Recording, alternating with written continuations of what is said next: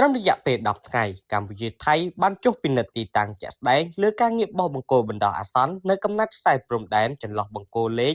52និងលេខ59ស្ថិតក្នុងភូមិសាស្ត្រស្រុកកំរៀងខេត្តបាត់ដំបងរបស់កម្ពុជាជាប់នឹងខេត្តចន្ទបុរីរបស់ថៃ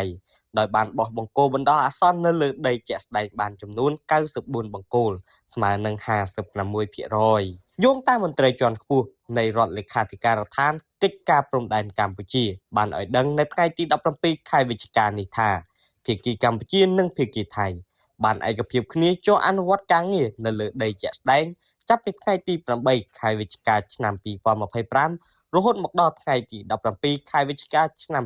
2025នេះដោយបានបោះបង្គោលបណ្ដោះអាសន្ននៅលើដីជាក់ស្ដែងបានចំនួន94បង្គោលលើផែនការសរុប166បង្គោលគិតជាភាគរយសម្រេចបានប្រមាណ